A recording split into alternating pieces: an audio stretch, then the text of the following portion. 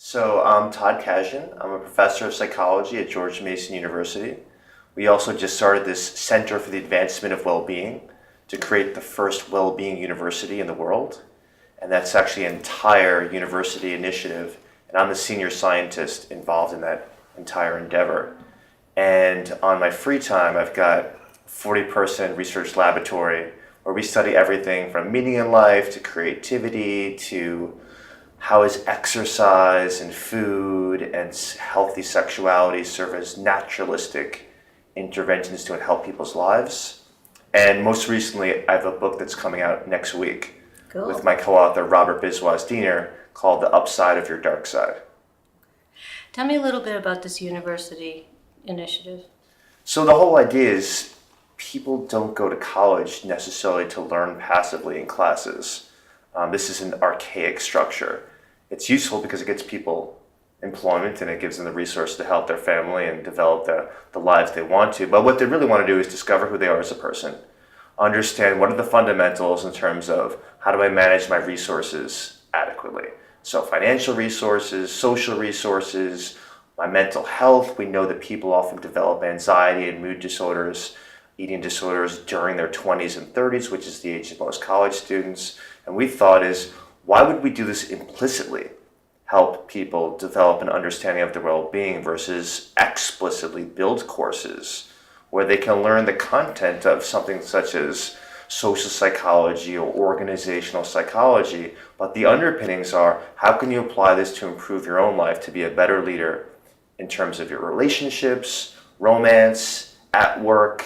How do you refuel yourself so you can have more energy in all those life domains that are important to you, but build it into the university itself. But not just the students, the faculty. How can you have more civil relationships among people who are fighting for small stakes because nothing really matters in terms of what academics tend to argue about? The staff, the food staff in the cafeteria. How do you treat them with gratitude and respect? How do you treat the environment more carefully? How do you consider strangers that don't look like you, think like you, have different belief systems than you? How can you make sure that all the different groups of this diverse campus, they're not all sitting at separate tables? And so we're creating small little micro interventions to create an environment where people can actually learn about the science behind well-being and how to improve their lives.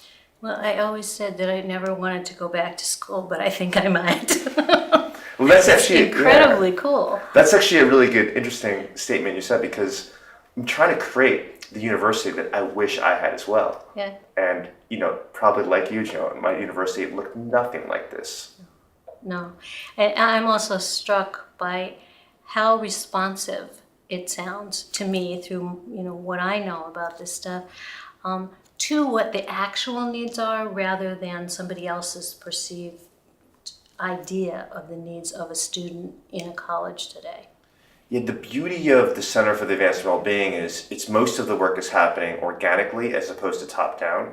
We've got the buy-in from the president of the university and the administration, but we're actually having contests for students. How can you create some event that will have fraternities, sororities, and social groups work together in whatever capacity you want to? Right, very abstract, open-ended, and what they end up having is yoga on the quad, and what they end up having is a fake loving, a kind of like a little kind of non-sexualized version of the 70s where everyone just gets together and socializes, speed dating without the romance of random people on campus. And we're not creating this. It's just happening organically, and then the ones that work, we just want to keep on replicating. Okay, so tell me how you got to this, a little bit about your background and where this comes from in terms of your work. Sure. Well, for me, I grew up with my grandmother, was one of the first women on the floor of the New York Stock Exchange in Wall Street. So she's actually in the books. So you'll see pictures of me at 7 years old, reading the Wall Street Journal, doing regression analyses and having no friends because these things have like a perfect negative 0.8 correlation between the two. And then I remember working on the New York Stock Exchange floor, and after work I was eating lunch and I picked up Psychology Today, and there was an article about check set and the highest flow theory. And then that led me down the rabbit hole in terms of reading about Robert Sternberg and the science of creativity and the science of love. And very quickly I realized, this is what I want to devote my life to. I can make money if maybe possibly. No one believed me, my family. But having the organizational background first, working on Wall Street, I think helped later on, which is now I'm thinking of, all right, working with individuals is fantastic, but working with couples is even more powerful. And then working with the larger groups, really efficient in terms of effective improvement in people's lives. You see, you're telling a story that's very familiar to me, which is that you start out, and a lot of the kids, I have kids that are in, just beyond college, and that you start out in a path and you don't quite know why you're going there. And then you find something else that might be better. But what you started out with creates some kind of a base underneath. Am I getting that right? Yeah, the thing is, when people think creativity, everybody wants to be creative, every company wants to be innovative. And you look at Walter Isaacson's book on Steve Jobs, and you read about Gates, and you read about Martin Luther King, and you read about socially, or whether it's technology, about creativity, of these great, brilliant ideas they had. But really, most of us, including myself, will not come up with these grand billion-dollar ideas. Shark Tank, I've got nothing to offer if I went on that show in terms of a great entrepreneurial idea. You and me both. Yeah. So I watch with awe. But where creativity comes from is synthesizing the unique experiences, the unique books, and the unique social context that all of us have in our lives, and figuring out a way, how can I create an intellectual smoothie that puts this all together? Mm-hmm. And from that, it becomes mundane, easy, unintimidating. And really, that's where most creativity lies throughout the world in terms of over the course of human history. So again, if I synthesize what I'm hearing, you create the space in the university in this case for certain things to come up organically, but you've created the space that makes it more likely that that's going to happen, and the tools that are necessary to support it, right? The social support system, the intellectual support system, and in some cases the financial support to provide these things. Okay. Our members tend to be coaches in all different kinds of settings. We have wellness coaches, we have coaches in health settings, we have lots of business coaches, we have psychologists, we've got just about everything. How do you see this work being, in general, relevant to them? There's lots of relevance. I think there's even more relevance in terms of value add for the new book that Robert and I have written, which is about not giving lip service to the value of some of the things we prematurely discard. So negative emotions, anger, anxiety, sadness. Most of us are familiar with the ideas it's better to have more frequent positive emotions than negative emotions. And we say, but we know that negative emotions happen. We know that stress happens. We know that everyone's going to be ostracized, rejected, feel lonely, have bad things happen, fail. You actually want these things to happen to some degree. We don't personally want them, but when we look back retrospectively, we realize these were usually critical turning points. So the question is, how do you acknowledge this? How do you appreciate these aspects of your personality that are uncomfortable, that society doesn't necessarily look at with great esteem and pride? So, for example, kindness. We know that every single culture values kindness to some degree. But what we're arguing is there's a reason that we have the ability to be dominant, aggressive in certain contexts, because it has functional value to solve particular problems. Can you give me an example? Sure. So if you think about the creative process, whether it's a person trying to figure out how do they make their home more pleasant and more relaxing, or whether it's an organization trying to roll out a new product, if you think about the stages of creativity, and it's the same in your personal life or in the business world, which is you've got a couple stages. So you have the idea generation phase. We're brainstorming. Everything's flying. There's Post-its all over the walls. It looks like, you're a mad scientist. And everybody's happy. Everyone's happy. Everyone's happy, and they're screaming, and they're excited, and it's the yes and improv, right? Everyone's just adding ideas. During that phase, you want this extremely kind, happy atmosphere for optimal functioning. Next phase, idea evaluation. Now we've got to not necessarily judge, but even we could say discernment, which has less kind of value judgment there. So discern which ones do we want to invest in. This is really the true nature of the brilliant people, is people that have a ton of ideas and are good at distinguishing what should be in the trash bin and what we should invest in. Now actually an unhappy, a little bit more aggressive environment is what you need. You need to be able to throw things in the garbage bin and be able to have people separate their ego from the ideas themselves. It's a much more challenging environment. Now you go to the next phase. So the next phase from idea generation to idea evaluation is basically norming. So now we've committed to an idea and we've got to kind of flesh it out. But we're all fleshing out the same idea. Go back to happy atmosphere. Kind, happy place works wonders. But after that phase, now you've got it down. You've got the implementation phase, which is how do we roll this thing out?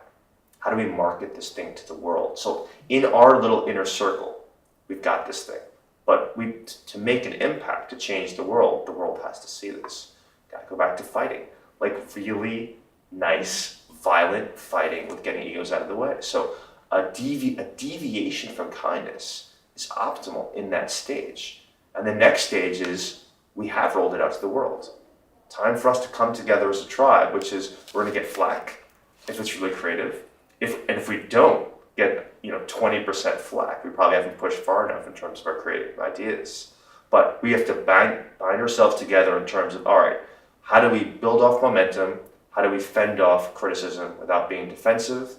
That works the best for the purpose of getting the ideas to improve people's lives. So we call this kindness leapfrogging. Not that kindness is necessarily the beneficial thing across the board. It's too crude.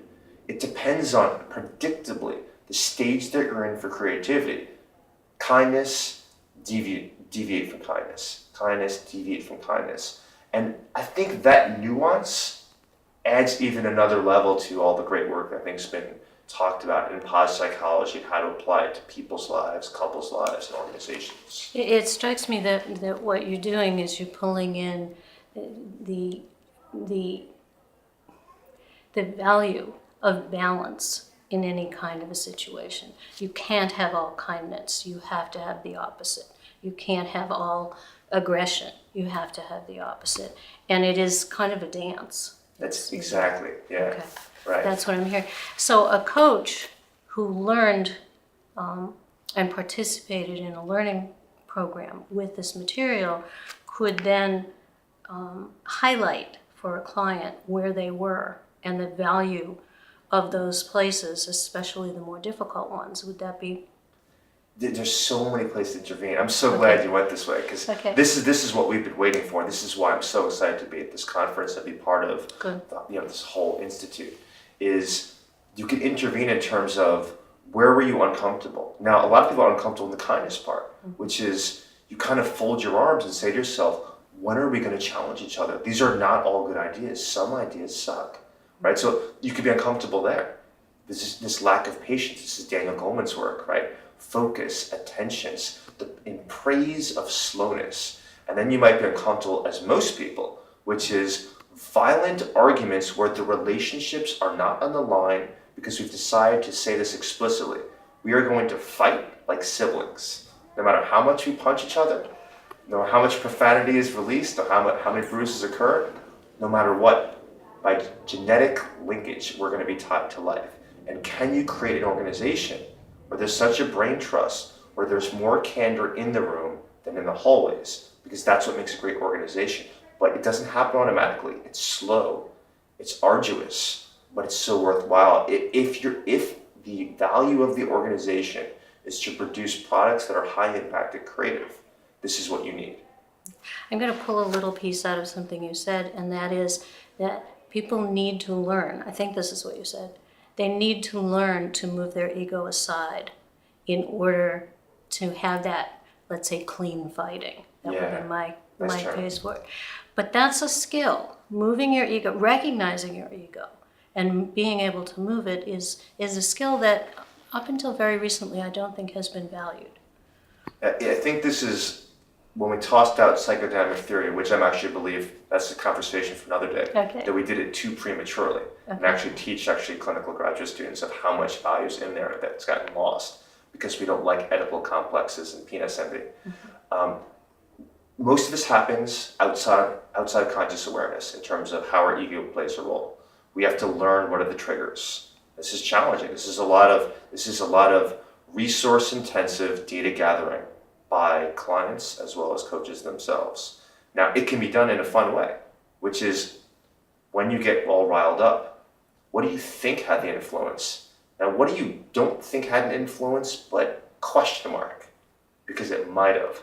And bring this in because a lot of the triggers are very strange connections to our past in terms of bodily injuries we might have had when we were just young kids, stuck in a well when we were 7 years old, and all of a sudden the dark scares us. A bully at 9 years old, and then someone in your personal life or in your work world just has some resemblance to that character, and so you react to them, and you've never made the connection between the two of these things. But we know that it goes the other way as well, in a healthy way, which is someone reminds you of a close childhood friend who you just lost touches, who can keep friends with everyone that we knew when we were 9 years old. And so you skip the rungs of intimacy. You feel effortlessly yourself around these people, but you don't really understand why.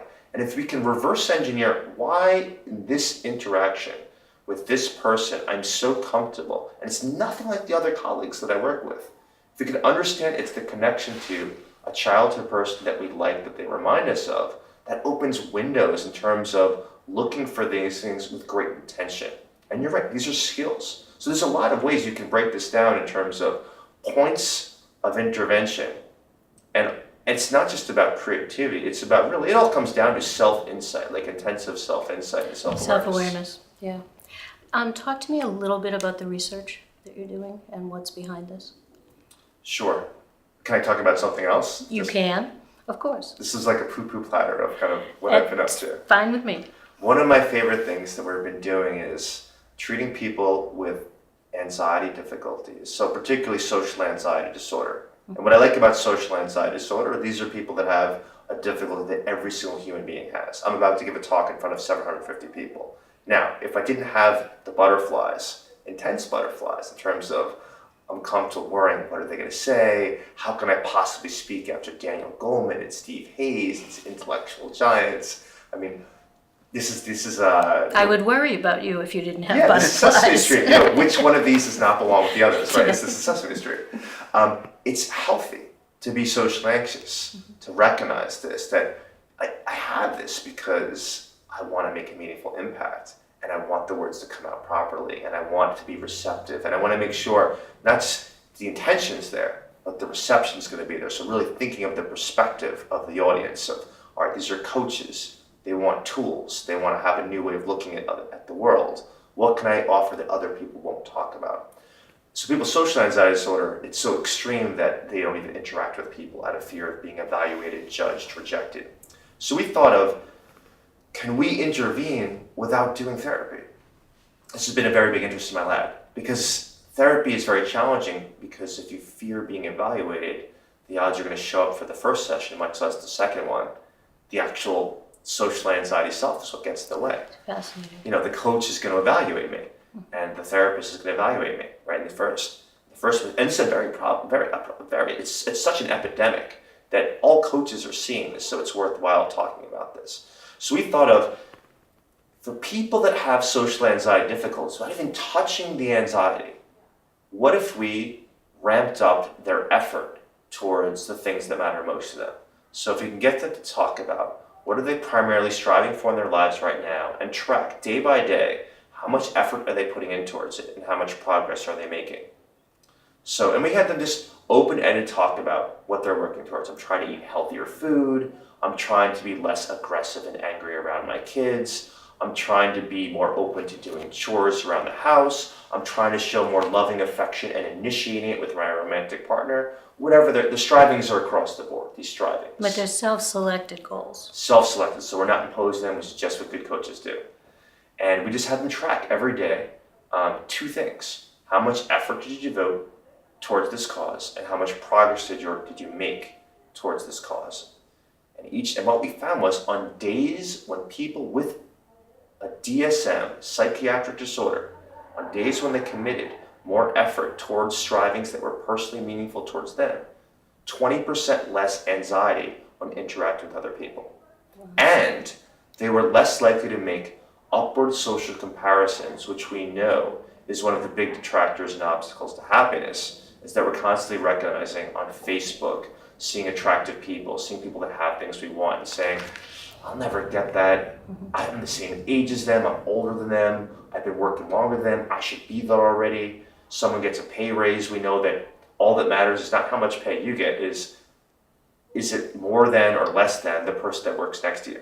Ends up being what's important. These social comparisons are killers to well-being. So they make less of these social comparisons, they feel less anxious, and we're not touching any of that.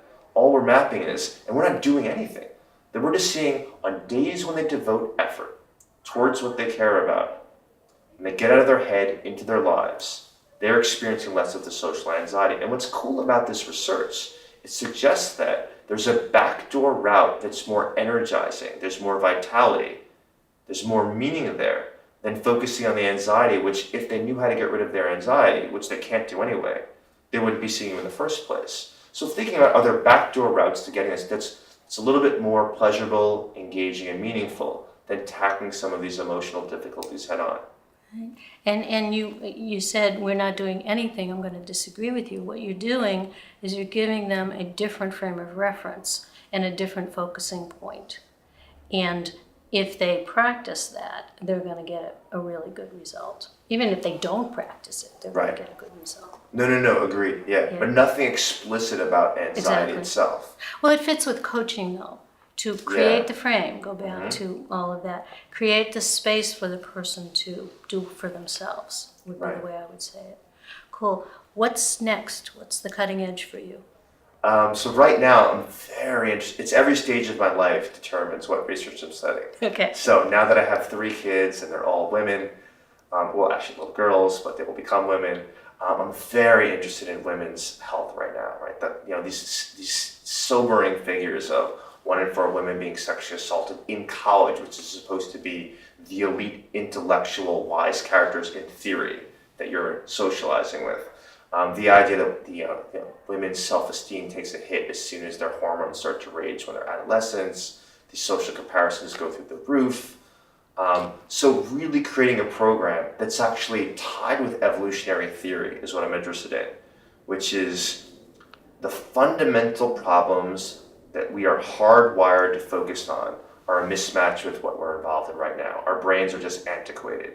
So we know that it's about creating social alliances and the possibility of threat. We know it's keeping a high level of status so that people are willing to keep us in their social group. We know there's acquiring a mate, maintaining a healthy relationship, and then if you decide, there's the parental investment kind of developmentally, that's kind of the furthest down the road. And so what I want to do is develop a program with smartphone technology that collects actually over the first several weeks blueprints where there are physiological, mental, thought, and behavioral triggers that will be active, they'll learn this about actually human beings as they track their experiences over the course of time, such that alarms get set off, which is, it might be time now to intervene. Not necessarily to get rid of a problem, deal with the problem, but in terms of, this is a strong deviation from how you tend to behave. We're wondering what's going on. That's just smartphones to kind of track how things are going. And it's also sometimes often outside of conscious awareness. In terms of, right now, the number of interactions over the past 3 days have been 30% lower than is typical for you. What's happening? Now, they can report back to these smartphones and say, I've doubled down in terms of self-achievement goals. So I've put some of my social goals aside. Or, I didn't even realize that. I've kind of been uncomfortable in my skin. And I guess I've been slowly kind of avoiding and separating myself from the people that actually would help alleviate some of my discomfort about myself and about the world.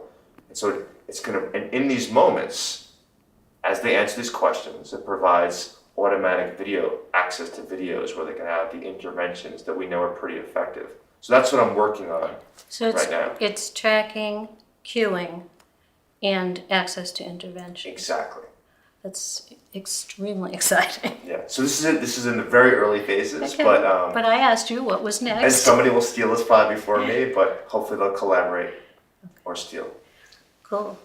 I can't help but pick up, I was reading your biography that's in the brochure for the conference, and the last line was a hope that your 3 little girls become great conversationalists. And you just hit me exactly where I live. That's my value, and I hope they do too.